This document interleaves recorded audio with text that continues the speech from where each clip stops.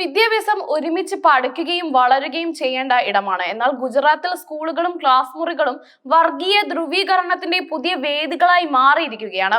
അഹമ്മദാബാദിലെ മണിനഗർ സ്കൂളിൽ നടന്ന ഒരു വിദ്യാർത്ഥി സംഘർഷം ഹിന്ദുത്വ സംഘടനകളുടെ ഇടപെടലോടെ ഒരു വലിയ വർഗീയ കലാപത്തിന്റെ വക്കോളം എത്തിച്ച സംഭവമാണ് ഈ അവസ്ഥയുടെ ഏറ്റവും പുതിയ ഉദാഹരണം. വ്യക്തികൾ തമ്മിലുള്ള ചെറിയ വഴക്കുകളെ പോലും മുസ്ലിം വിരുദ്ധ വികാരങ്ങൾ ആളിക്കത്തിക്കാനുള്ള ആയുധങ്ങളായി ഉപയോഗിക്കുന്ന സമീപനം സംസ്ഥാനത്തെ വിദ്യാഭ്യാസ മേഖലയുടെ മതേതര സ്വഭാവത്തെ ചോദ്യം ചെയ്യുകയാണ്. ഓഗസ്റ്റ് 19-നാണ് മണിനഗറിലെ സെവൻത് ഡേ അഡ്വന്റേജ് സ്കൂളിൽ ഒരു 9ാം ക്ലാസ് വിദ്യാർത്ഥി മറ്റൊരു വിദ്യാർത്ഥിയെ കുത്തുന്നത്.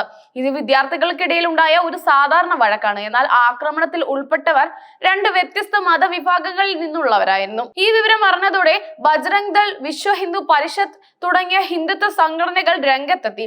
സ്കൂളിന് മുന്നിൽ തമ്പടിച്ച വലിയൊരു സംഘം മുസ്ലിം വിദ്യാർത്ഥികളെ സ്കൂളിൽ നിന്ന് പുറത്താക്കണമെന്ന് ആവശ്യപ്പെട്ട് മുദ്രാവാക്യങ്ങൾ മുഴക്കി.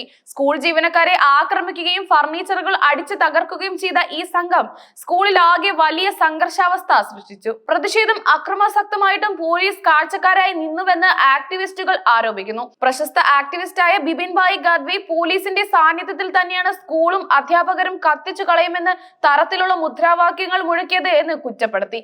സാധാരണഗതിയിൽ ഇത്രയും അക്രമാസക്തമായ ഒരു കൂട്ടായ്മയെ നിയന്ത്രിക്കാൻ പോലീസ് കർശന നടപടികൾ സ്വീകരിക്കാറുണ്ട്.